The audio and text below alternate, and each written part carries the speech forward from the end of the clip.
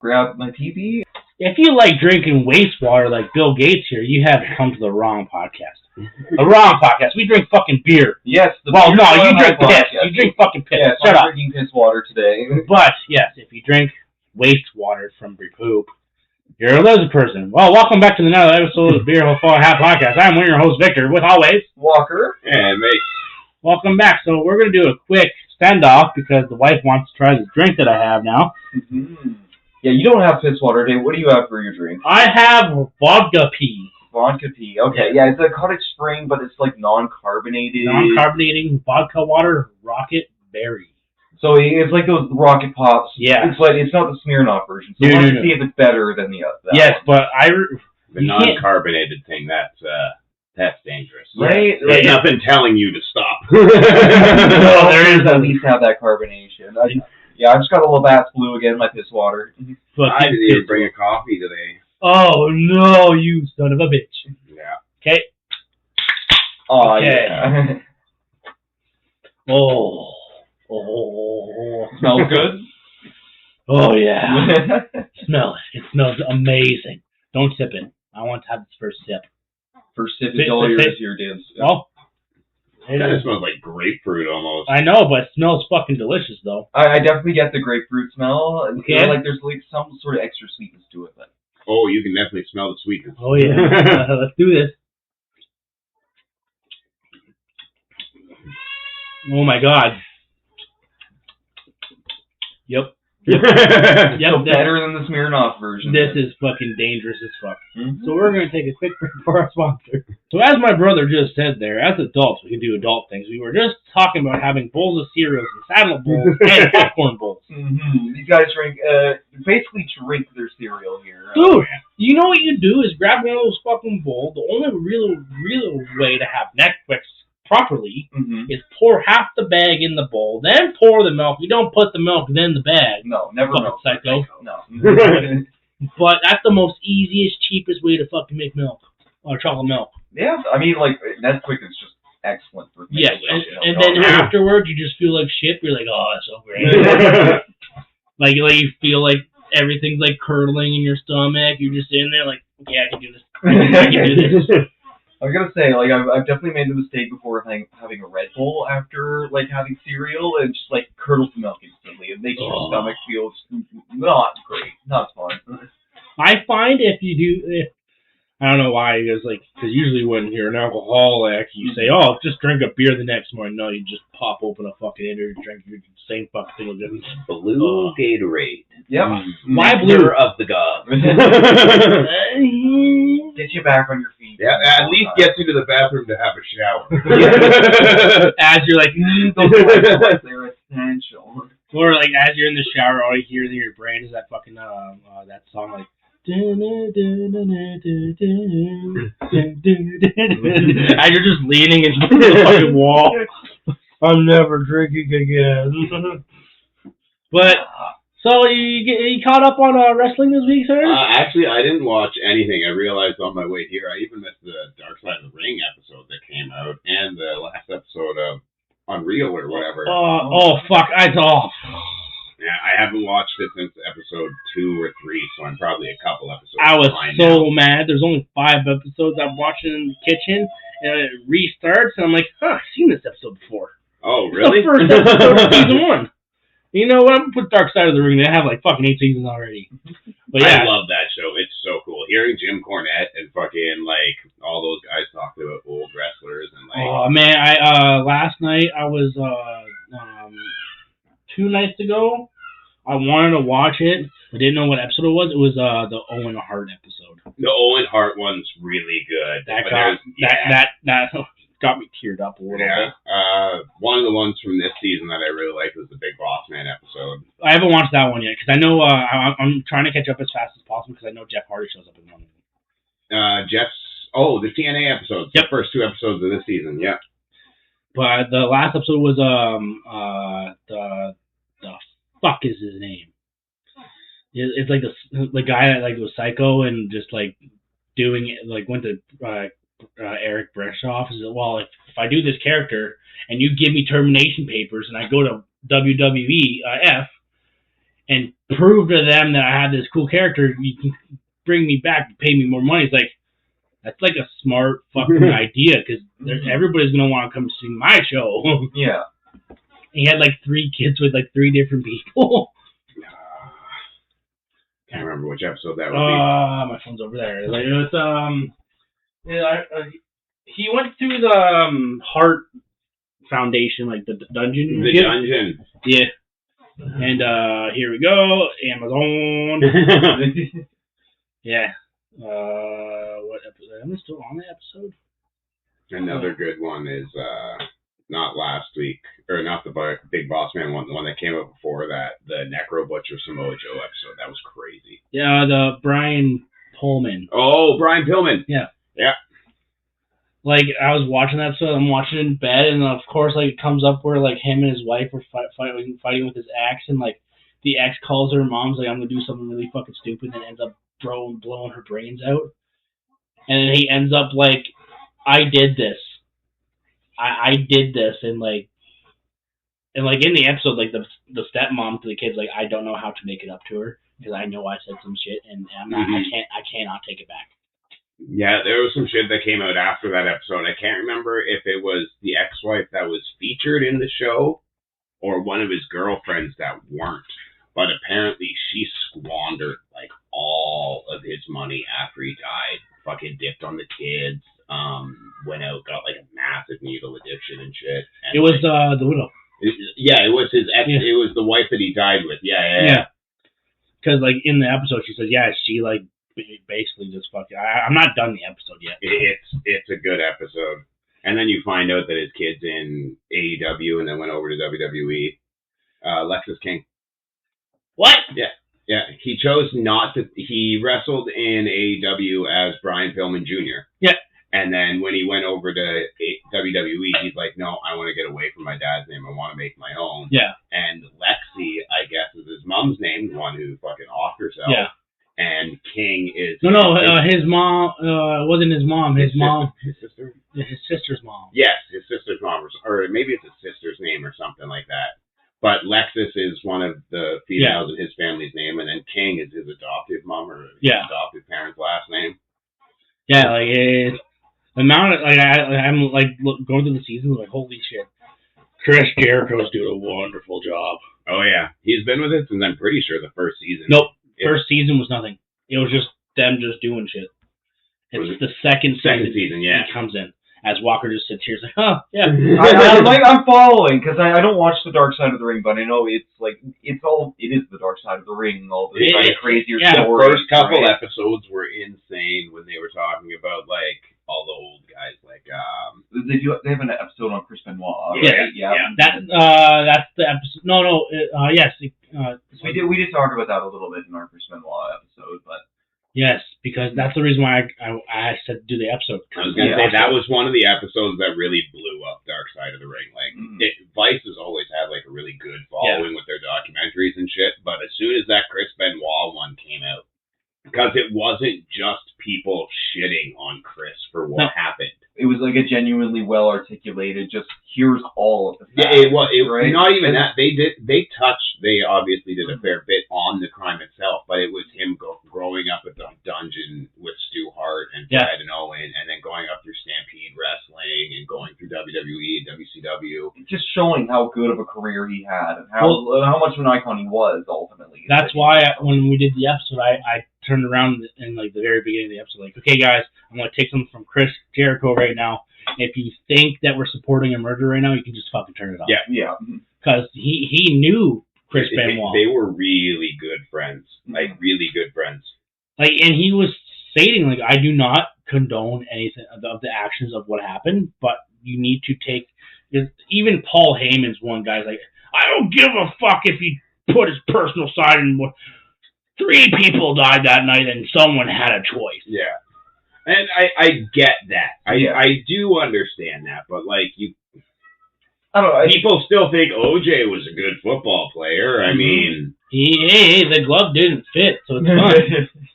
This is true. It's still the same deal with Tiger Woods. Like, great golf player. Sure, he beat his wife with a golf club, but Kobe Bryant, that dude walked away from like 3 or 4 rape charges. Oh God, you gotta think about all the black community still supporting fucking R. Kelly and Diddy now that they're in prison. Like, actually, just like, nope, these are multiple big charges. No, he's a good guy. Free Diddy is totally fine. Is there actually people saying Free Diddy? Oh yeah, like really? It's so funny. Like he got into a physical altercation earlier last week or the week before and got 3 months added to his sentence.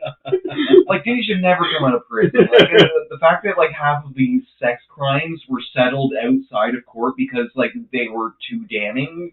It's just like one of those things where it's like, yeah, if we settle it outside of court because it goes to court, it never becomes public information. Well, he gets written off, right? He probably turned around to people that were like in the sectors, like, you know what? If I go down, you all fuckers are going down, so you better do something for me. That's why I love what fucking 50 Cent did. He made that exposing Diddy documentary or whatever. Yeah. Oh, and then on top of that, like I don't know, you see the different clips or like the posts from like basketball players he knew, and like they were like. LeBron James is a big friend of him, but then there's multiple different like players from the same team that will turn around and say like, no, like Diddy was a piece of shit. LeBron is a piece of shit for like being associated with. LeBron James is a fucking stupid. Oh, LeBron James is a piece of shit to begin with. The King James is like just the biggest ego in the fucking world. Man, people compare say he can beat Jordan. No, LeBron could maybe beat Jordan when LeBron was in his prime, but like even right now, LeBron is almost useless. Like. Him and Harden have been fucking doing so poorly on. I think they're on that comparison. I'll give it to LeBron where he gradually got worse. All of a fucking sudden, James Harden just sucked. Oh God! Well, Harden was only ever good when he was sitting there side by side with LeBron. Like Harden was a good follow-up player, but like the second LeBron fell off, Harden was just immediately out. Yeah, like I remember Harden when he was with Houston, I think, setting all the 3-point records and shit like that, and making the NBA change the step back rule because he fucked so many people up with that fake step back. Yep. And then all of a sudden, like the next year, he obviously had to change his game because they took away his shot. And then the following year, he was just a completely different player. Same with Russell Westbrook. Like the second they lost their gimmick, it's just that's it. They aren't performing like they used to. It kind of sucks to see, but that's their performers. It's the sport. They're performers. If they're falling off, they're falling off. Yeah. But like Harden and James, way too much of an ego. Like as I said before, they did the fucking sports awards or whatever. Okay. Yeah. And they had John Cena host it. But John Cena straight up said, come on, guys, we all know it's rigged. Just like professional wrestling. Pretty much making all jokes about ceremonies are rigged. And people are sitting there like, no, it's not rigged. And like, if you're an average person, like, dude, you know, like, because for all this time, the fucking Leafs could have won the Stanley Cup multiple times. Oh, yeah. But since they're such a big, high fucking corporation, they get millions and millions of dollars every year because of the fucking merchandising, they don't need to win. Oh, and 03-04 or 02-03, just before the lockout that took away the whole season, that Leafs team was magic. And everybody canceled out because they signed that. They built that team on 1- and 2-year deals. So guys like Brian Leetch, Joe Nieuwendyk, Gary Roberts, fucking Alex Maglione, as soon as the lockout came back, they were like, well, now we're UFAs and we can take big money elsewhere. Yeah. And all of a sudden the whole team dispersed once the lockout came back. Pittsburgh got Crosby and Malkin back to back. And then Letang a year or two later.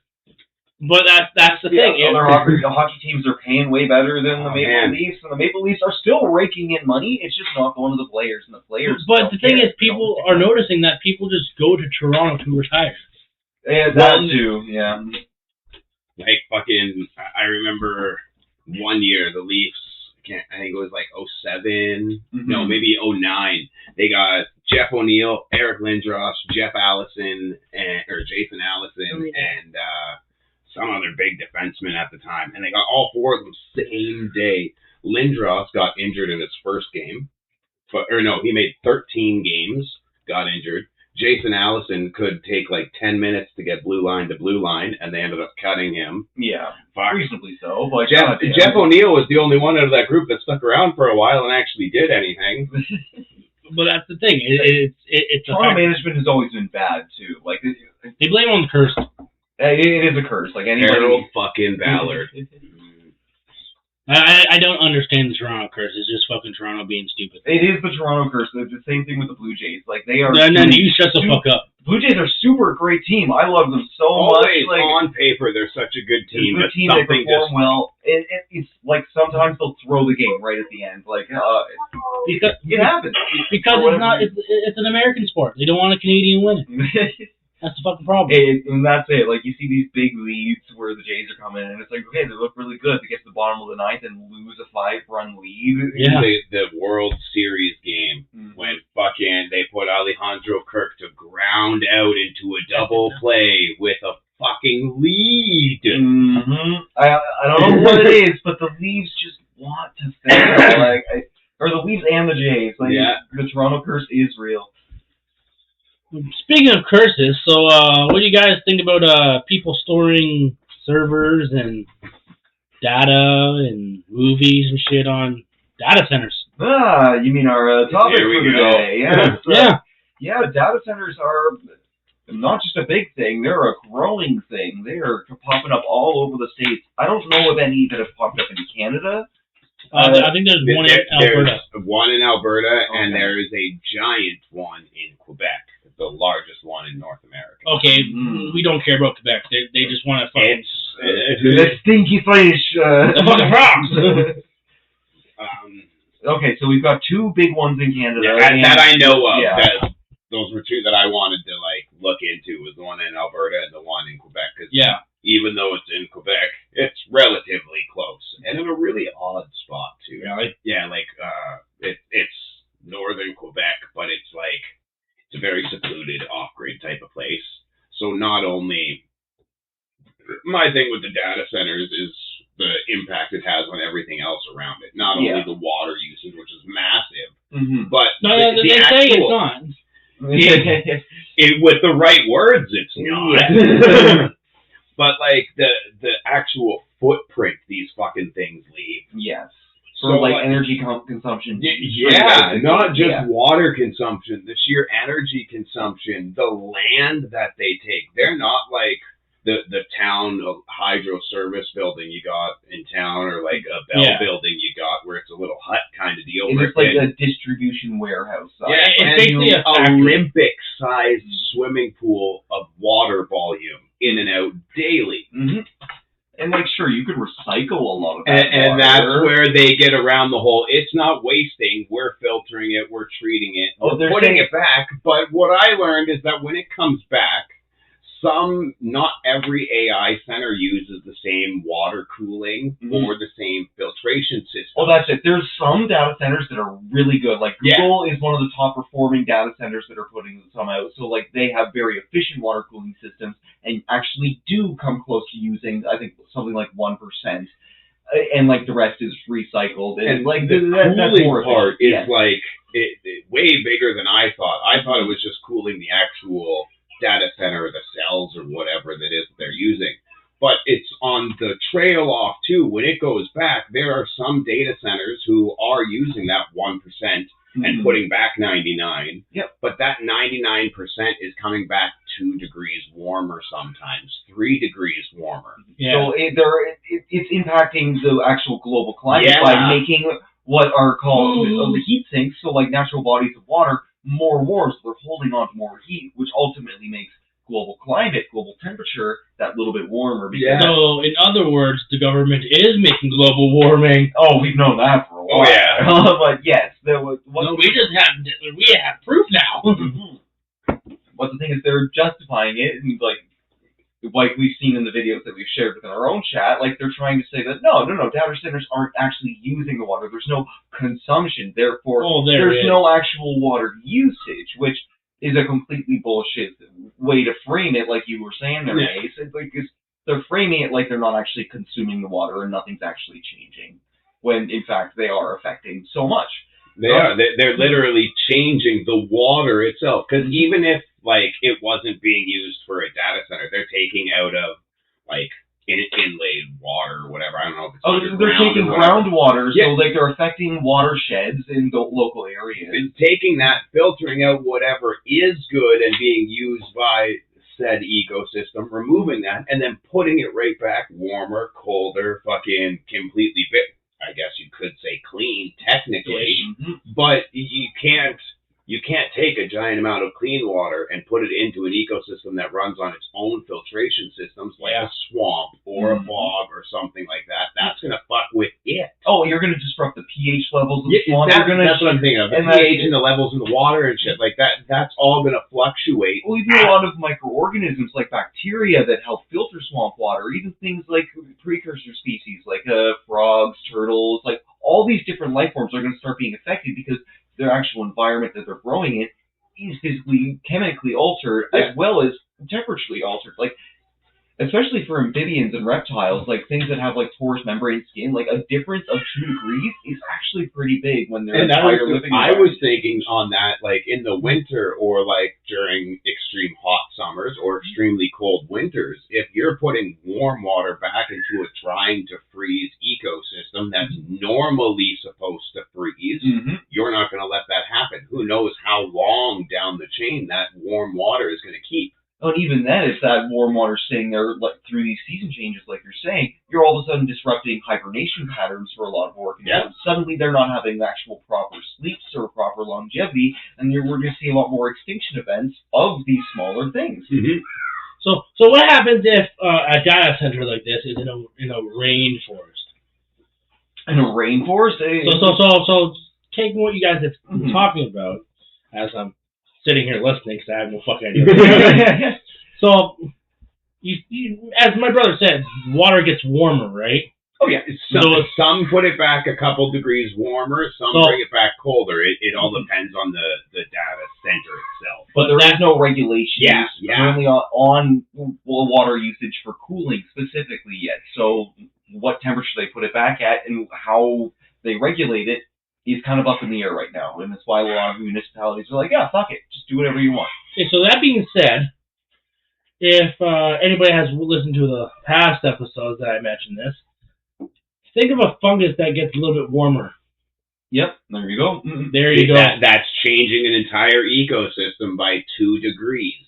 And what is very prevalent in swamps, bogs, and marshes is damp moss, mold and tree rot, cordyceps. Oh, even like slime mold. Okay, I forget. I think it was one of you guys. Cold Storage, the new movie on Prime. It's me. It was you. Okay, yeah, so I haven't watched it yet. I did watch it. Very good. It's the whole same thing, but this time it's with a slime mold or like a slime fungus that. It's like a cordyceps that takes over people's minds and then does the whole thing where it tries to spread.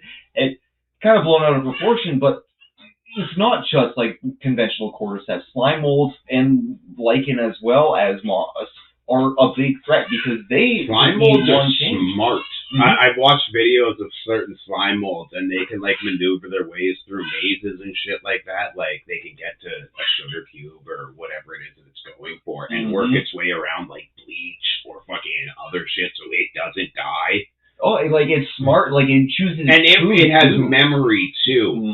It has memory too. I remember watching a video and they put it in a maze. They let it get to the sugar or whatever was in the middle. They took it out. They froze it, brought it back out, and put it in the same maze. And in half the time of its previous lap, memorized the map and got to the center. Holy shit. Which is wild. For an ooze that actively changes shape and spreads itself out, can bring itself back to evolve, the fact that mass has memory, insane. Give it 2 degrees extra where it can evolve and just be a little bit in a more oxygen-rich environment. Or just horrifying. Or just get Ivan News to make fucking purple. If 90s kids understand that joke. Another sad thing I found out about data centers, again, all in the wording. Yep. So when they proposed to slot of land to build a data center, one of the big selling points is, hundreds of jobs. Hundreds of new jobs. Hundreds of new jobs for the area. What I found out is those are 2 to 3 year contracts, sometimes a little longer, depending on how big the project is. But once the data center is built, they run on practical skeleton crews. Yep. It's the bare minimum. They get like 1 or 2 engineers and a couple security guards, and that's it. It's the initial construction that does it, and they put these things up in a month or 2 because it's essentially a warehouse with a bunch of electrical, and then you bring the actual servers in. Yeah, and they tell everybody like, it's like, we need all of these people, but there's like hundreds of jobs. If they took 100 jobs and stretched it out over 6-7 months, it would be a nice temp contract. Yeah. But no, instead they hire 300 temps to put it up like a Mennonite building a barn on the weekend. Yeah. It's up in a month, filled the next, and then the data center's up and running with literal bare minimum crew. Yep. And then on top of that, all of a sudden now it's more AI systems that are taking jobs away from other sectors. And that's another thing. Some of these data centers, the way AI has progressed over the past couple of years, they are essentially like They are push taking start jobs. Yep. Like they can self-diagnose certain problems unless it's like an actual physical mechanical problem. Most of them are honestly fucking push to go centers, and people are there taking notes, making sure nothing's going wrong. Yep. It's like the South Park. It's not jobs for the community. And those people that do those books and are there after the center, they're not locals. Those are actually degreed people that are placed there by the company. And they're likely coming from a big city. They're likely coming from a headquarters somewhere else. Oh, yeah. I want to say it's kind of like how Viking did it when they opened their new plant. They grabbed a few people from the existing plant and gave them the opportunity to go there because it's like, okay, this is a startup. We're going to give those people that actually have been with the company the chance. Yeah. So what they did is that they grabbed a select few from our plant. Yeah. And that like, hey, are you willing to do this? And if you agree, like, okay, well, awesome. Yeah. Because it's a new plant, like but it's jobs throughout there. They only had a select few to help it. And if they needed more people, hey, are you able to do this? To go up for like fucking month and come back? Like that okay, whatever. But like, yeah, there's still like I think like 3 or 4 people that are still out there working that are full time living there now. It's not like we're like, oh yeah, like yeah, you're done afterwards. Like no, you are there to stay. You are there to help out. Like you got a position. And that's it. It's permanent positions from corporate being assigned at these data centers. Because it's easier to take someone that was from an old plant and train new people. And have that said new old person to like, oh, you know what? I can just sit down and watch these guys. Yeah, be the point of guidance for everybody else. Yeah. And be your Miyagi. Okay, so I want to touch back on water usage. Yep. So like what you were saying there, Mason, is like it's a swimming pool's worth of water they're using at a time. On average, I guess with what all the data centers that are in the States and shit, it varies. But like, an Olympic-sized swimming pool, and that's what's cycling through all of these different channels. So hundreds, and I want to say hundreds of thousands of gallons, almost at that point, going through this data center at one time. That's hundreds of thousands of gallons of water not in the water cycle right now. So it's not in clouds, it's not in lakes, it's not in rivers, it's not in the watershed. So like underground water, aquifers where we draw drinking water from. And that's where they're drawing this water from as well. From underground aquifers as well as lakes that are supposed to be considered safe drinking water for people. Yeah. So like they want to say that yes, none of this water is being used, but while it's in their system, it's not accessible to anyone else. Exactly, and that is a large chunk out of these local areas. Like I was saying, that one in Quebec, it's far off, but there are data centers in the States. Like I talked to a guy who lives in Utah is one where like they have low watersheds to begin with, water count, and Utah because of its fucking geography, I guess it is. That's a prime spot for these data centers. Even though there's no fucking water, they're like, yeah, that spot's really good. And I nice open desert. They, as a state, have like 10, maybe more data centers in there on a drought state with low fucking underground water to begin with. So you got to think what that's doing to all of the fucking people who live in Utah. Yeah. Well, America's. I know I've seen it for the UK and stuff, but America's starting to have, in like a little bit in Canada as well. But there's been water, essentially warnings saying like, okay, like don't use excess water to water your lawn per se, or like those other things like you fill your pool, don't fill your pool in the summer instead this year. And those warnings have become more common this year. We've seen them in 2025, and we're seeing more and more wildfires across the state, and that's why we're getting these water warnings. Meanwhile, these data centers are getting permission to literally steal hundreds of thousands of gallons and use it at a time, while people, the common man, is meant to restrict their water access to the point of their drinking water being affected. Well, it's a complete disruption of the people, and like it's not a proper assignment of resources. No. They were saying that at one point, don't know when Bill Gates said it, but he will be. Hello there, I am Victor from the Beer Floor Hat Podcast. Are you having troubles of picking out gifts that you want something to mean something? But I have a thing for you. I partner up with somebody at work, and his website and Instagram page is called It's Right Here. He does vinyl design, wood jewelry, which is pretty cool, and keepsakes. Keepsakes like Christmas stuff, stocking stuffers, birthday things, whatever you think. He's done a few things for me, and they are amazing. You guys need to go check him out. I'll send a description below. But let him know that the Beer Floor Hat Podcast sent you there.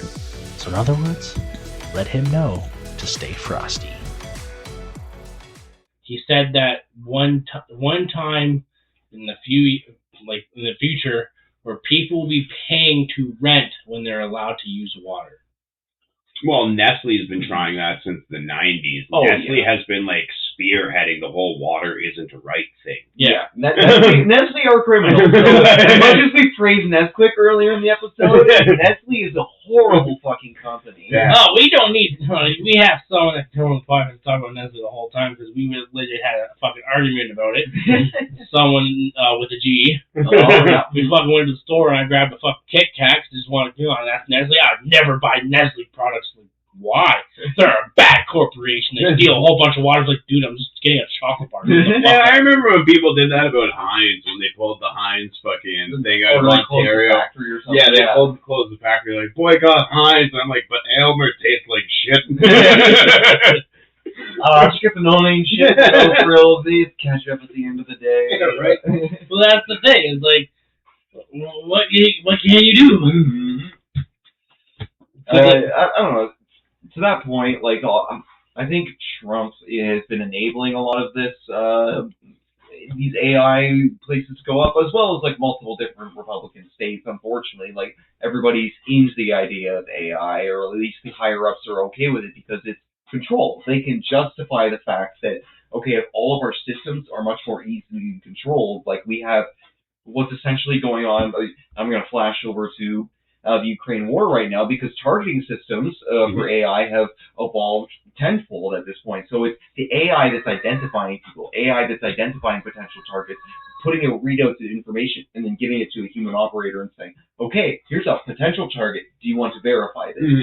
So that is what's happening more and more. Like, they've taken this Ukrainian model for their drone targeting and put it into their data centers, and are now just looking at everything, online history, like the flock cameras being a big issue. Like, they're looking at driving patterns and they're tracking where drivers are going. All of it's monitored, all of it's active information, and these AI centers are essentially looting through it, and every once in a while, it's just, oh, here's an interesting prop. We'll push it forward to one of the human operators and say, here's a potential target, here's a potential issue. And it's ridiculous that our governments, like, all around the place, are saying, no, this is the right option. We need to be, like, hyper-surveilling people. It comes back to our 1984 episode where we're growing towards more of a surveillance state, and it's not beneficial to us as an overall people, right? No, but we're told it is, and we accept that it is. Yes, we accept it. But that's also another thing. Like, they don't understand that, like, as Mason said, that it's run by AI, and what's also run, like, people will hate me for saying this because I get fucking looks all the time. What is one thing with AI everybody warns about? An uprising, right? Skynet. Yes, Skynet. I don't care about zombie apocalypse at all, because it's fucking fake as shit. It'd be awesome as fuck. We can deal with zombies a lot better. We can deal with zombies, because one blow to the head is fine. As if Shaun is dead, fucking just does it. Or, like, fucking all-out war. More, like, fucking, if you played Fallout, you're good. Just have a bunker, stay there for a couple hours, and you're good. But Terminators. How the fuck are you able to deal with Terminators that have no flesh, no bones, no nothing, that look like Arnold Schwarzenegger, and just like, I'll be back. Come on. How the fuck are you supposed to deal with that? Well, you need weaponry, and like with the essentially neutering of the testosterone in males, so systematic, mind you, over the past few years, people are less likely to rise up. People are less likely to fight back. So if there's an initial wave of Terminators coming through, nobody's going to have the guns to be ready. A good amount of people aren't going to have the skill. EMP. There you go. EMP is our technology we have. So Yeah. It's going to be a big fallout or fallback that we have to go to. Or like even those probably RF knockout signals. Yeah. Get a fucking flipper switch. Oh yeah. But I wonder if they're going to do like Terminators. Do you think they're actually going to use the theme song as they're marching? Nah, they'll probably make some weird fucking dial-up tone. They'll probably 100% have their own language. Like, okay, like, have you guys seen the video of like the AI talking to each other when they recognize that they're like two AI speaking to one another and they switch languages to like some... They made their own language. They made their own language. It's like a hypercode, but like they were able to talk like 5 times faster. And they had to shut that shit down? Yeah. Like, AI would 100% do that, and I think they'd be talking like that. So, like, if you're playing Helldivers and you're on bots and you hear, like, the, like, robotic chant that sounds like burn people burn, that's them, like, singing a song. We are liberating the bird of human fucking You can shut the fuck up there. I still have nightmares. No. You have no fucking idea. When Helldivers ended up being a fucking thing, guess who was the first fucking person online to play Helldivers? Captain Rico. I don't know. Star Trek Troopers? Oh, yeah. yeah. Because they were fixing the bugs.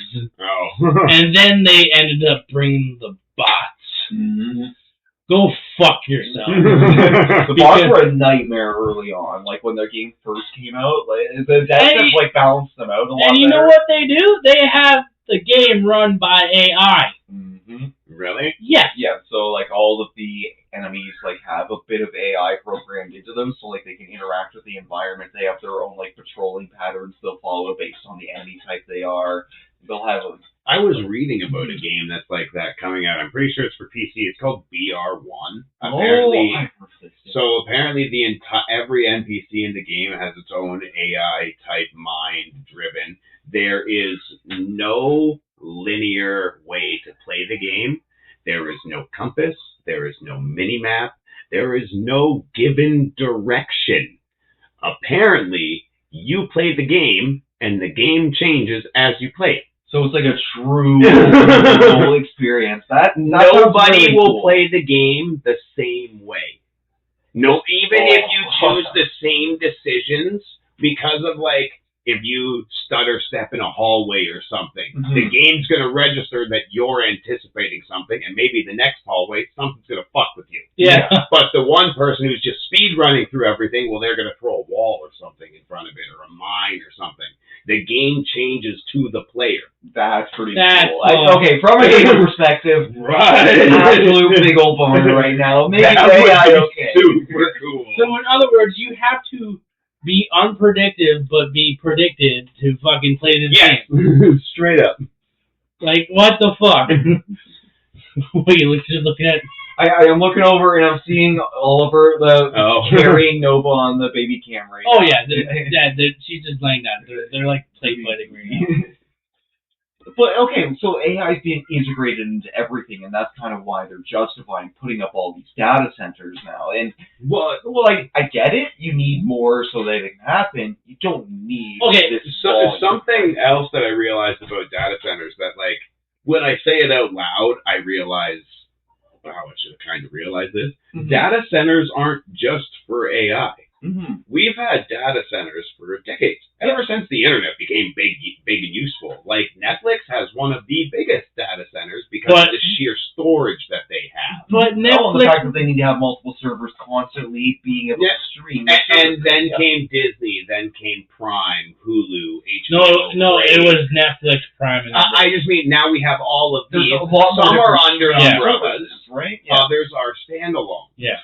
So you have all of them also contributing to the rise of data centers. The catch is that AI is just the newest, biggest one, and it's right in everybody's face. Yeah.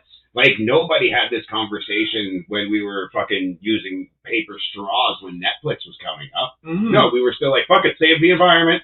I'll drink through paper. Fuck that. Meanwhile, Netflix at the same time was building some of the biggest data centers still to this day.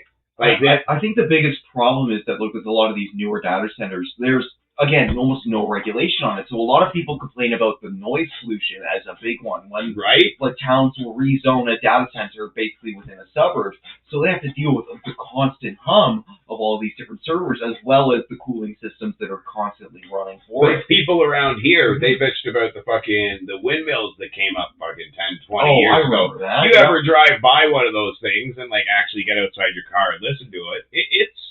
It's a noticeable hum. Yeah. But like It's I imagine. almost soundless. I imagine over time, if you're like constantly working outside or you live with your window open or something, that would get a little annoying. Mhm. These data centers are like fucking trains. Like they are loud as fuck. They take a lot, not only water, but a lot of fucking hydroelectricity. Yeah. Like an insane amount to keep the power on. So they're consuming major amounts of electricity on top of that. So they're not And climate the efficient in electricity, any way. like you could claim that the water they're pulling is from the ground and fucking everything else is outside of rural areas or whatever. But the hydroelectricity that you're pulling that directly from communities. Mhm. Yeah. And I'm going to go out on a limb and say that during a power outage, those lights probably stay on. Yeah. Mhm. Oh, and it's even funnier now that we're getting into like the whole situation with Iran right now, and the fact that the world oil trade and fossil fuels has slowed down a whole lot. America is looking at the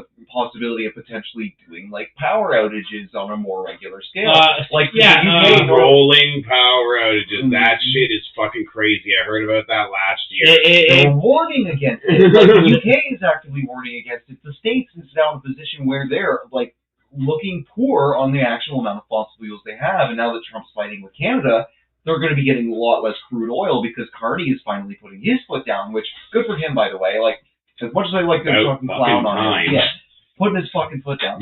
No, he's putting his elbow down. Elbows down. But like, it's getting to a point where these data centers are consuming more power in a time where we don't have that extra power, the extra power generation that we can spare. We don't have that many dinosaurs left. They're all dead. Because, like, you guys hear? Okay, sorry to go Yeah, no, of course, completely off don't. topic. who gives a shit? You guys hear about this little? Apparently, it's an old theory. I've never heard about it. The whole dinosaurs to oil and fossil fuel things is a myth. What? There's these apparently China and Russia and shit have found oil wells that refill. Hello.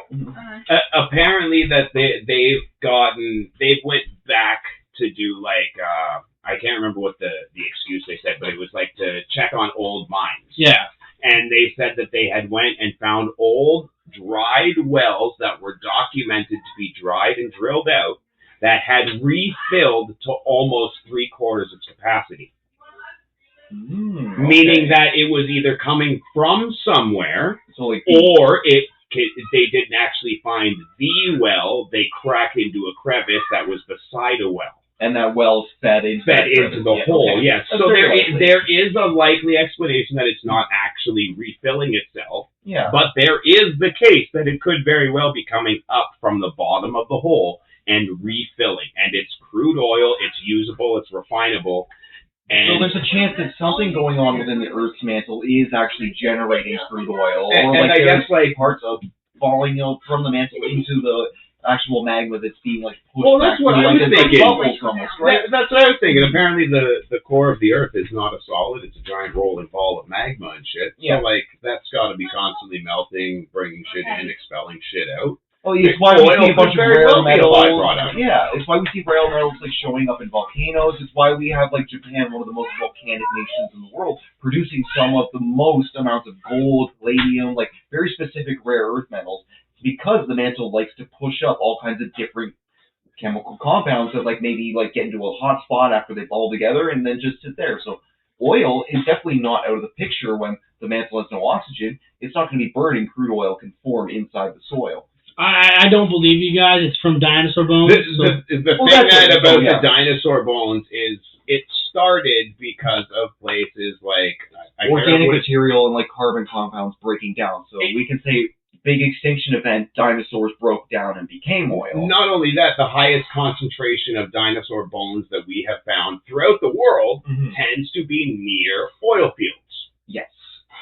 That could either be a sheer coincidence, That could be that the oil fields existed long before the dinosaurs, and they were preserved in and around the oil because of the ground change and the chemical change of the area. Yeah. Or they did fall in bits of tar and became the fucking oil that we know of today. But for that to happen, there would have needed to have been, in certain concentrations, an extremely dense amount of dinosaurs. So, like, Alberta itself, for the oil underneath Alberta to have come from dinosaurs, we would have needed, like, the entire planet's worth of dinosaurs in the province of Alberta. No, it was all retard dinosaurs. And I think that's the biggest thing when people, like, call fossil fuels. They immediately think dinosaurs. But, like, it's over time. It's pressurized organic material. Yeah. Yes. So, plant life, fauna, so big trees. When we were megafauna, long before the dinosaurs, which led into the whole, there were oil fields and tar sands long beforehand. Exactly. So it was, when it was plant life essentially degrading over time and being pressurized as you get logs falling over on top of old logs, pressurizing under the soil, falling into the magma, being churned up by the heat and pushed out of something new. Yeah. It's not just dinosaurs. It's why... Again, we do see a lot of the commonalities where, like you were saying, Mace, it's these big areas where we find a lot of dinosaur bones that have these oil fields, but it was also where the world was able to support a lot more megafauna as well, so like lots of plant life as well as these dinosaurs. So it's not, again, not just the dinosaur bones and everything layered in there. It's a lot of plant organic material which actually decays and becomes crude oil a lot easier. We refine biodiesel from a lot of plant material versus actual meat or flesh, I guess. Yeah. Okay, so I want to take the next 15 minutes to talk about random shit. Okay. Like Yeah. we do. So random shit and grind our gears here, or random shit and then grind our gears? Random, what we've been sharing today Okay. about that one dude. That was definitely going to be my grind my gears regardless. I'm so, like... But the thing is, what do you guys... Is data centers bad or good? Okay. On the whole, yes, because we are way too of a technologically dependent race now. We rely too much on our computers, on our cell phones, on our streaming, on our high-tech fridges and stoves like we were talking about the other week. Yep. We've become too dependent on that as a whole. Maybe not you and I or fucking Joe Blow down the street. What are you talking about? When the Wi-Fi goes out, fucking all hell breaks loose. Right? Right? When the Wi-Fi goes out, my kids go insane. When the power goes out, my kids just give up and go to bed. Like, there's no toys, there's no games. You know what? Fucking the world is over. When the power goes out, like I think that's the best time to play. Right? It's so quiet. No lights. You're just like, what? I hear nothing. And then if it rains just a little bit at the same time, it's like,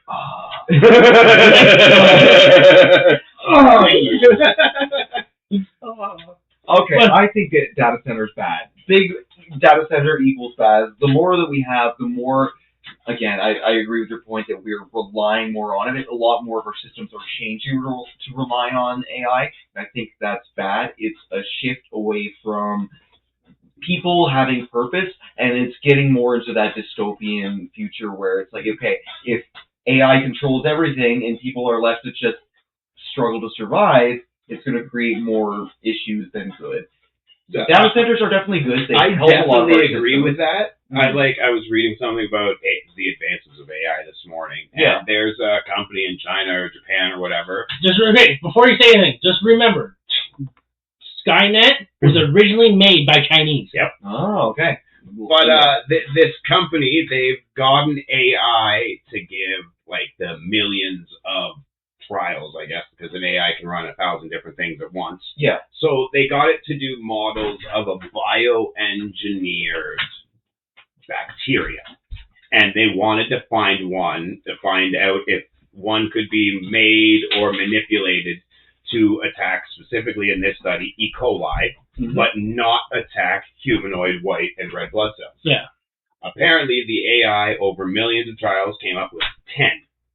And the scientists built or manufactured, or however they did it, made these 10 models. Out of these 10 models, 2 of them worked.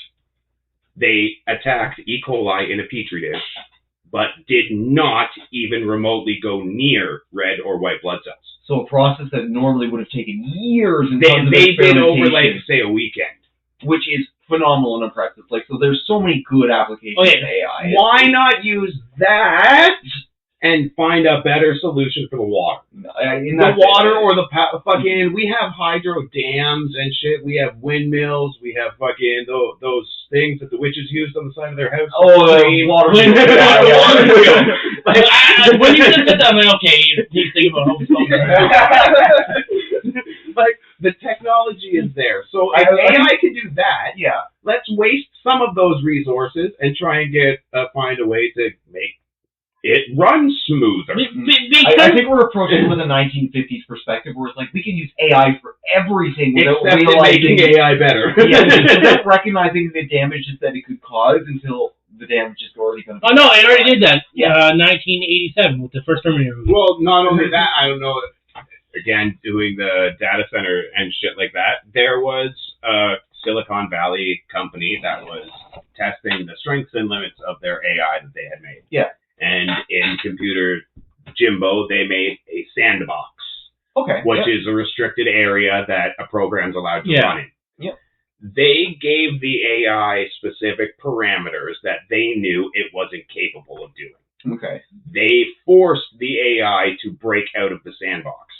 And it did. Oh, that's a little bit horrifying. However, they purposely gave it instructions where if it followed the instructions, that was the outcome. Okay. So I'm pretty sure it was a security firm or something like that, but they were trying to find out if their system or their sandbox could be broken. Skynet. Yes. This is exactly where the idea of AI breaking free comes from, is where it can break out of its sandbox. But it was, you make a mistake to AI and it deletes your hard drive, it'll turn around and be like, but you told me to do this. Yeah. And it'll show you your wording. If you weren't specific enough, you told it to fucking wipe your hard drive. Yeah. It's stupid like that. Okay there, Jeff. All right, Victor, your Not thought on even the data center. Good, bad. I think it's bad. Yeah. Only due to the fact because I'm a movie guy and I like to own my shit. Yes, it's because me and the wife argue all the time. So why are you buying that? We can just stream it. Because if you physically have it, you own it. You own it, and that is the big thing. This is the one thing I fucking hate, because I'm trying to get the series healed. Okay. Yep. I have season 1 and 2. Thing is, you cannot physically get season 2. No, because that was the COVID season, wasn't it? No, and I'm pretty sure they didn't make physical copies of it for that year or whatever. Yeah, I don't think. But the thing is, they have it on hard drives. They can put it to physical. Yep. And they just simply won't, because putting it on a stream site and making you pay per episode is a lot more economically suitable than selling you a DVD with all 12 episodes. Oh yeah. But Prime is fucking farming money off of me. I barely use the service anymore. this is the thing. So let's take my 10 seasons of Smallville. Yep. Fucking one show I love, and I even told Mom, you ain't borrowing it. Yep. It's on Netflix. Yep. And it's on Amazon. So do you want to pay $20 a month to watch Smallville on Netflix, or do you want to pay maybe $100 overall for all 10 seasons? So and you have them forever to watch whatever you want. My dumb ass bought them per season, so yeah. There you go. But thing is, this is where it comes down. I like the physical, putting the DVD inside the system, which I paid extra for with PS5. Yeah. And the wife would rather just click a button. Okay, my argument for that, Michaela, is the same way, but I've shown her, she's asked me to download certain shows and shit from her childhood. Okay? Something that most people don't think about when they go to a stream or whatnot, and they're streaming something specifically old. Rights. Yes, that's another big one. Soundtrack rights. Yep. Power Rangers specifically for me, there's certain images, there's certain flashes that have been changed because rights have changed. Certain episodes of Friends, certain episodes of big high grossing TV shows licensed music. And they licensed it during the duration of the show and the publication of their physical media. Yeah. Yep. Once that runs out, though, if your theme song is fucking CSI, won't get fooled again by the Who, you won't see new issues of CSI coming out, even reissued of old things, because the licensing has ran out. Yeah. Mm-hmm. You buying those DVDs back then, you have the original soundtrack, the original images. You go onto a stream site, it may be changed. Mm-hmm. And you can tell because it sounds just a little different because they have to fucking line it up with the mixing and everything. So, like a lot of Disney films have been edited from their originals now that you watch them on Disney Plus. I hate that. You look at, like, you watch, like, Cinderella or The Black Cauldron or, like, old 80s, 70s and back there, how it used to have that grainy fuzziness to it. Yep. Now it's fucking clear as day. And I'm like, AI touched and refined. That's the reason why I have a big bin upstairs, sir. My box is VHS. This is that mom's underneath the stairs, too. I've got a big-ass fucking... that U-Haul box full of them. I legit have the Road Warrior in my kid's room right now. Well, yeah, that's the thing. I don't I get they the create whole a depreciation for physical media, right? Yes, and they tell you that it won't last long. Bullshit. I have VHSs from 1976. I have like Up in Smoke, The Wall, fucking Kiss Meets the Phantom of the Park, in original paper sleeve VHSs. And yet, if I find a VCR, those movies still work. You gotta fuck with the tracking lined up every once in a while, but that was part of the VCR. You can alter it. The original film with the sound line is right there. Yeah. Like you can fix your VCR much easier than you can fix a fucking smart TV to your streaming service. And the best thing is, I fucking love it because I have Evil Dead and Evil Dead 2 director edition in plastic cover upstairs. Nice. Only because I fucking love those films. Because I cannot find for the life of me because I have Evil Dead and Army of Darkness in steel cases. Yeah. I cannot find fucking Evil Dead 2 in a fucking steel case. Fucking bullshit. But yes, I think data centers are stupid because, for one, it's streaming so much easier. You just a click of a button. So that's what they want you to think. That's why the general perception is changing. It's easier to get you to pay more money if it's nice, safe. Like I'll catch myself watching a movie on fucking because we'll watch something stupid for the kids. Yeah. I miss going to the store and picking out a new movie. Man, right? And just waiting. Is it here? Is it here today, or did someone get it before me? Yeah. Or even then, just the old movie rental places. So those were so much fun. Like going in, actually looking through the physical DVDs. It's like, can I get this physical copy Picking of the up new the movie? case and reading the back and shit. Yeah.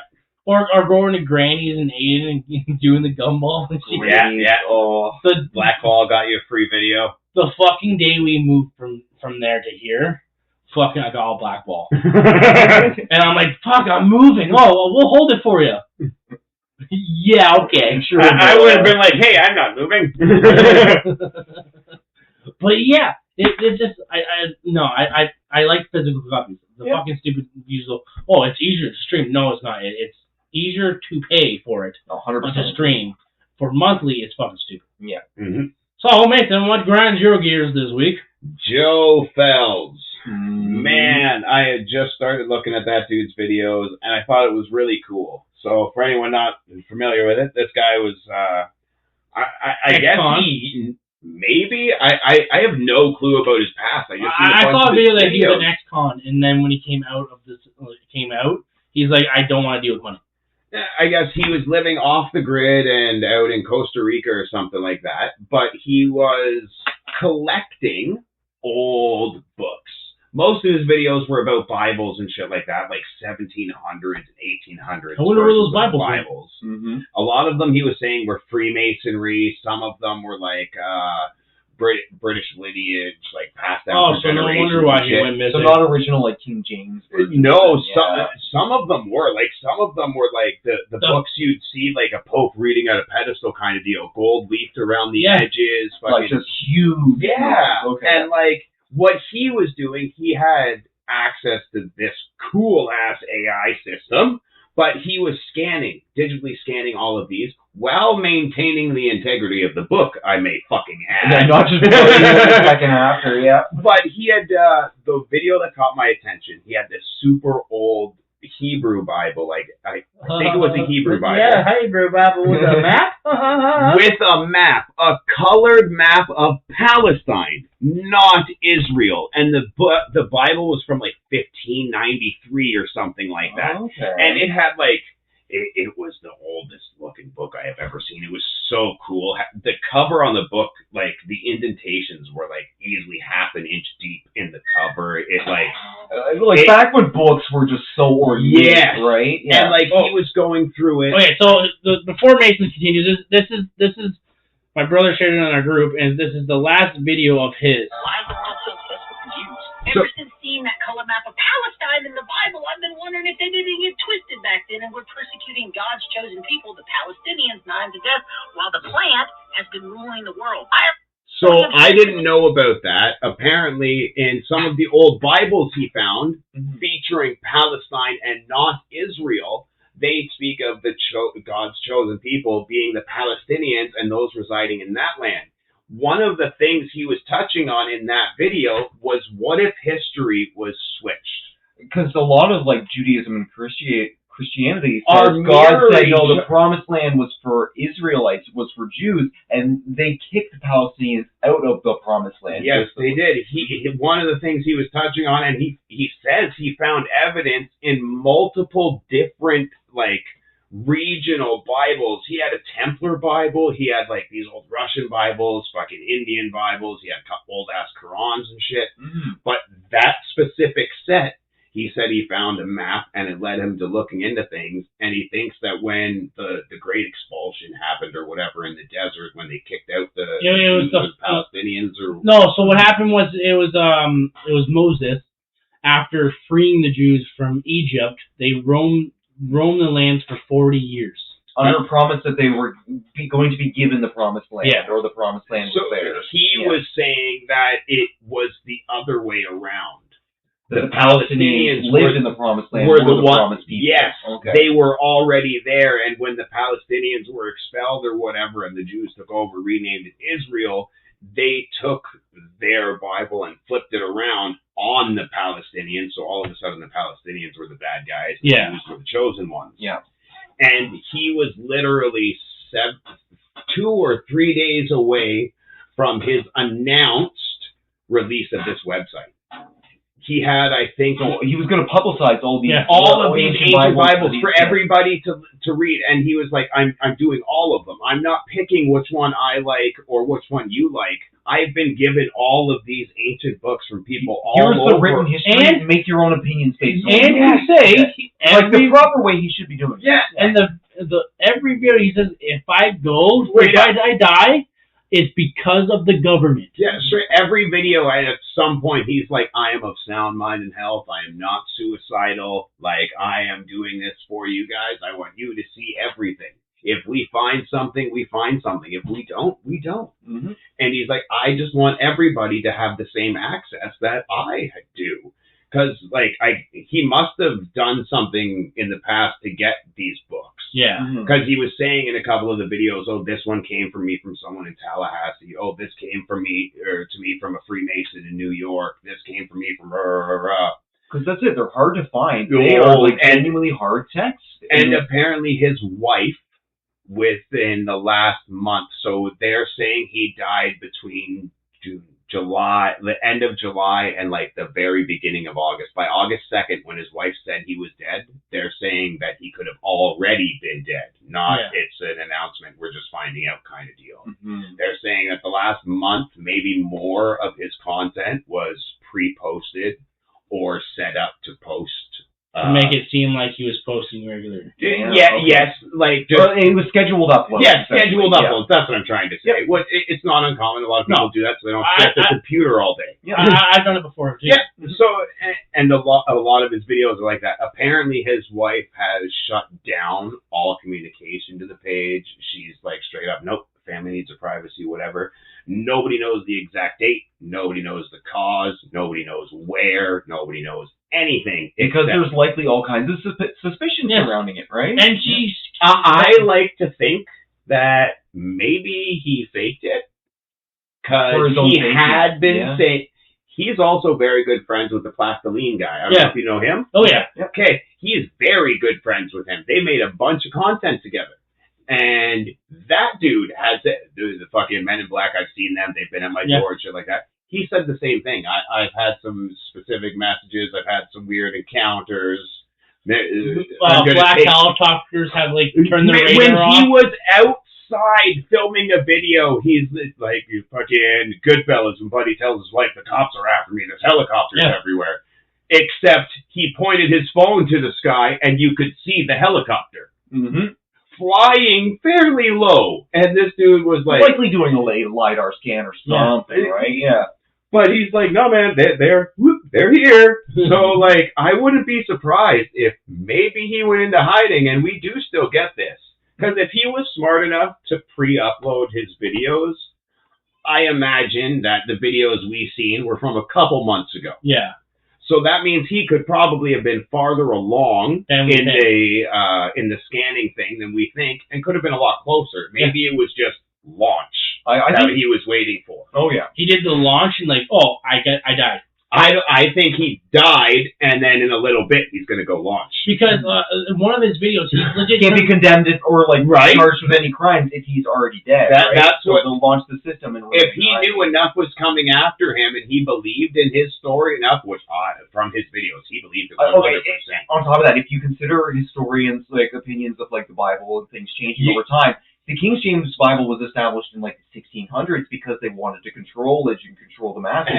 So they dumbed down what was accessible in the Bible and the books of the Bible and made one standardized edition so they could source out all these other versions. One of the videos I seen, he I guess he'd got a lot of people questioning him, like, oh, you're faking this, or those aren't real Bibles, and he's like, no. So he got like a current-ish Bible, like one our parents would have or something. Yeah. And apparently there's this one Matthew, Leviticus verse or whatever. Yeah.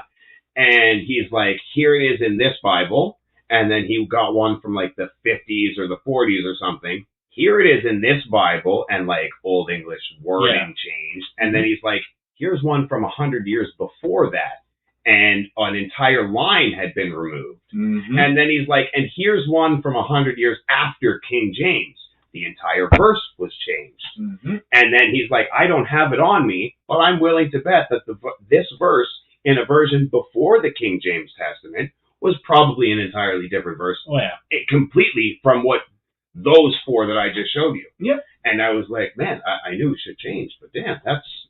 You actually proved it. That's it. He's got the records, the actual physical records sitting right in front of him. So, like, when they do alter the things, you can monitor those changes. But so many people, I realized watching his videos, going into the comment section, people rip him apart because he's sitting there in, like, fucking board shorts, shirtless, covered in tattoos, rolling a joint or drinking a beer or something. And they're like, he's not even wearing gloves with these 500-year-old books. This dude's a hack. Fucking, I'm like, man, if those like, those are his, and you could tell when he opened them, he wasn't just like, he opened them carefully. There were like that really soft tracing paper kind of deal in between a lot of the pages. You could tell the brittler ones he was turning with both corners. Yeah. Like, he takes it seriously, even though he might look a little more under the weather, but that's a common conspiracy thing. Like, if you're looking into something that... Right, most of us don't look like fucking scientists. Yeah. I mean, Like, we definitely don't.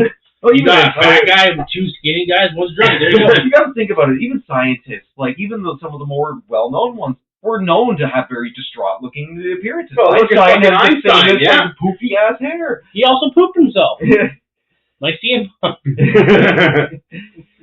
Well, thank you for that, Grind Your Gears. Yeah. Victor, what is grinding your gears this Oh, week? fuck. There's a video of some... I'm gonna be fucking racist right now. Oh, Some fucking black dude videotaping himself just fucking going around hating women. He just got released.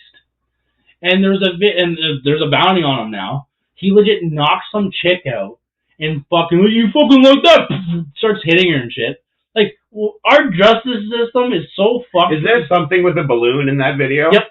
Okay, I had no idea any of the context, but I seen this video, and it's this dude runs up to this chick in a trailer, so just drops her to the ground, and then continues to hit her. Fucking open hand too. He's just not like slapping the shit out of just her. pimp slapping this lady, and then he knocked her balloon or something. He's like, "Fuck your balloon!" Bang! Hey, you fucking throw your glasses at me. Yeah, I was like, zero context. Then the video ended, and you get that fucking TikTok thing, and the video ended. I was like, "What the fuck?" Yeah, so that guy is a convicted felon. Sorry, no way. He got fucking released. Mm-hmm. Like, as a fucking normal American. Because a lot of black citizens are getting extra, or they're getting a lot of leniency. They're like, oh, no, it's okay. Because you've had a hard upbringing, we'll let you get a minimum sentence. No, just because your ancestors got whipped by my ancestors, it is okay. The fact that you have a high recidivism rate and you just keep committing more crimes isn't really an issue. We shouldn't keep you in prison. Go back to the streets where you belong. Fuck. Beat those women. Straight up. On that, I had literally, before I came over here, read about this guy in Guelph. Mm-hmm. Fuck, stop saying the places we're at. But apparently some violent sex offender got released earlier Monday or whatever, Tuesday, whatever release day is. And he was under specific conditions to not go downtown Guelph. Yeah. They followed him, watched him walk out of the jail to the bus terminal, go to downtown Guelph, watched him get off the bus, and let him go. They watched him wander into a bunch of different stores, violating to make sure they could get the rap when they finally caught up to him long enough. They let him bounce around 9 different stores before they caught him reading his phone, pulled up, and hit him with 9 breaches within hours of release. Jesus fuck. Like, come on. But when he was released, get this, they said that he was an extremely high risk to reoffend as an already seriously violent sex offender. Stranger, too. I guess that was part of the wording in his court docket. It was all unknown victims, complete strangers. So they watched this dude get released, knowing he's at extremely high risk to reoffend, and watched him bounce around to see if he'd fuck up. So he was literally hunting for targets. He could have very well been, and they waited until he was looking at his phone to finally bust him. Yeah. That just goes to show that our justice system... You could have got him as soon as he got off the bus, and it still would have been the same in court. It was a breach regardless. You guys fucking said, do not go downtown. Ha ha! You know what? Go back. Yeah. No, we know they're repeat offenders. We just want to make sure that they're really trying their best. Like, what if he didn't come back out of one of those stores? Just walk right to the change room. Yeah. That's the thing. Walked in the change room and didn't come out. Yeah, right out the back door. Cops are like, damn, he's been in there half an hour now. Oh, what's to say he didn't go into these stores and sexually harass them? No, exactly. There anyway. Like, they wouldn't say what stores or nothing, but that they tailed him to 9 different stores and booked him on 9 breaches. That's when the fucking cop that was following him should have done his fucking job. Right? And say, hey, man, put your hands behind your back. Right, instantly, as soon as you step off the bus. You could have went home. Instead, you came directly where the judge said not to. Mm-hmm. I hate to say it, but don't break the fucking law and you won't get his shit. This is why we need some cowboy shit back in the law. A couple sheriffs walking around. Well, have you guys ever seen Chicago PD? She's started to watch it a few times. So there's the captain is old style policeman. Mm-hmm. So he's been told by his people that you can't do your cowboy shit anymore because it won't fly here. Guess what he does? His cowboy shit. His cowboy. He legit pulled the defender that harassed one of his police officers, grabbed him to a abandoned warehouse, threw him on the ground, looked at her, you deal with it, have fun, walked off. And they never saw him again. That's what I was meaning in the last episode we had. I was talking about OPP to town cops. Yeah. Town cops tend to care because they live in the town. Well, they're dealing with the same community every single time. They know that the repeat offenders sometimes are just drunkards who are walking around with DUIs. They don't need multiple DUI stack. It's just, okay, you're drunk, go home, and then it's, okay, what are we going to say? Because that does happen a lot in small towns. And that's the thing. A lot of these guys that are walking around drunk, sure, maybe a bit loud, maybe a bit disruptive, but it's not like they're actually a problem. They aren't the type of repeat offenders you need to be watching out for. But when you get to deal with the OPP, some of those guys rotate every 2-3 years, move to a different force, different township, fucking whatever. Yeah. Some of those guys come from high school and have a fucking chip on their shoulders. Brendan Bro. Mm-hmm. They name drop, motherfucker. Well, no, not even that he fits that. He was the cop that I dealt with today, and him being an OPP, it was really weird because as I said, fucking local cops care. OPP have never really been like that. He was a little bit. You could see his fucking partner standing behind, hands in his vest, fucking glaring down his nose at me. Yeah. And Brandon's just sitting there talking to me, and I was like, whatever, fucking. We dealt with our shit, and he turned around and walked away. But when I was in Hanover, if I fucking punched out somebody, I knew that the cop probably lived fucking 2 doors down from me, was gonna wait until he wasn't in uniform and I wasn't looking. Oh yeah. Like that was like because I want to talk to you too because I was talking to Mason about this last week that we want our sister on because she has celebrated 1 year of being sober. Mm-hmm. So I did ask her if she wants to do an episode to spur awareness or whatever. Even though I showed up. You absolutely shit-faced a very said party. Yeah. No, I wasn't shit-faced. I just drank 2 beers. Yeah, there you go. But when she came over, when she had her fucking meltdown, 2 cops came in and fucking, because I had a phone call from my mom and said, "Oh, just so you know, they're on their way." I'm like, okay. I didn't want this fucking drama in my house. Yeah. She's outside. Okay, let's go to the front door. She's like, "Why?" Let's go to the front. Like, why do we have to? Conversation in the backyard. Yeah. Because we are going and that's it. Why are they coming? I'm like, just get the fuck outside. Yeah. So the cops come. Of course, she knows them by hand. Oh, fuck, curse, there's 3 of them. Blah, blah, blah. So like the cops are like doing their duties. Like, hey, we know you are. Like, we just need to make sure you're safe and shit. Blah blah blah. Yeah. They come inside, she takes her shit. The cop's like, "Man, thank you." I'm like, "For what?" He's like, "Because you're keeping her calm." I'm like, "Well, I know how your guys' job works. I wanted to become a cop when I was younger." And he's like, "Well, we're taking applications now." I'm like, "No." She had a couple calls come in that day for her. Yeah. It was a big thing. I guarantee if she's on the podcast, he asked about it. I guarantee she has no hesitation talking about it. But yeah. So Walker, what grinds your gears? Oh gosh. So that's today's episode. What grinds my gears? I think I'll just keep it simple, I guess. You have nothing, do you? Nothing really off the top of my head. I'm gonna say what grinds my gears is the fact that Wi-Fi companies can just slowly degrade your service over time, degrade your service, and just wait for you to call in. Otherwise, they won't fix it, they won't do anything, or they'll sit there and try and gaslight you when you say, "Hey, it's been getting worse for months." No, it's still the same. No, I have a record of speed test, like, it's getting worse. It looks good on our end, sorry. Yeah, that's okay, that's why we have our uncle that works with I just think Wi-Fi companies are definitely scammy in the way they set it up. Like, they 100% have some sort of program or algorithm meant to degrade your service until you say, "Hey, no, it's a problem. I'm not getting what I'm paying for." And they say, "Oopsie, sorry, here, let's fix it." Or turns around and like, "Well, since your plan is very, very old, you should upgrade to our premium plan." Yeah. And it's like, "No, sir. I like my plan. It's cheap as fuck." Yeah. So Wi-Fi companies be grinding my gears. That's how they be. So in other words, grinding your gears is internet. Grinding my gears is just fucking people getting let off of fucking judges. And Mason's just, I don't know. It's government taking out people again. Yes. I'm just waiting for that fucking black guy to go missing. Man, he won't go missing because he's black. Well, no, he will go missing, but we won't hear about it because he's black. Yeah. I remember, like, last year, the year before, he didn't post for a couple months. Yeah. Because, like, his machine broke or something, and he, like, went into a depression state or whatever. And people were like, "Oh, fuck, they got him." And he came back, and he's like, No. Shit was just broken. It's okay. Oh, okay, before we end the episode, I want to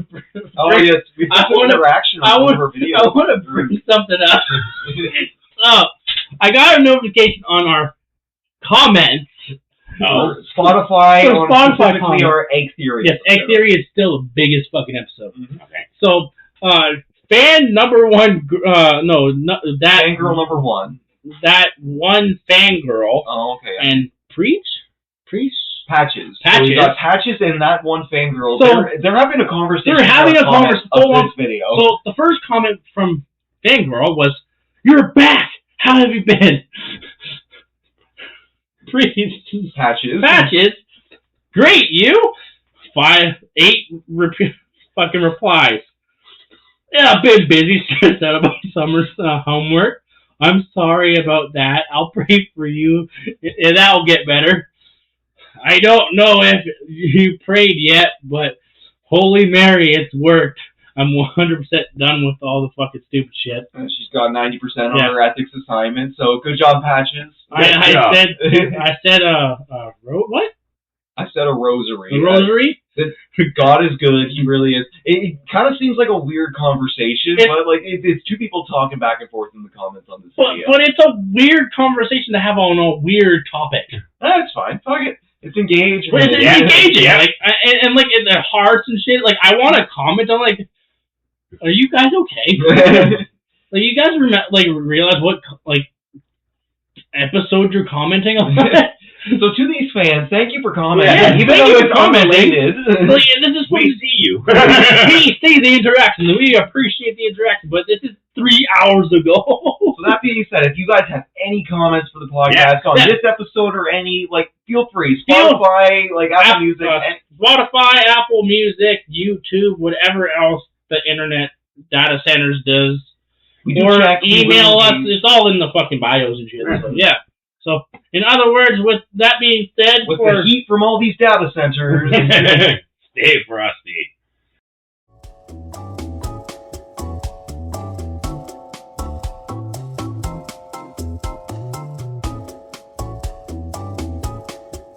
Staring down, Moon and the cat's the biggest pussy in town.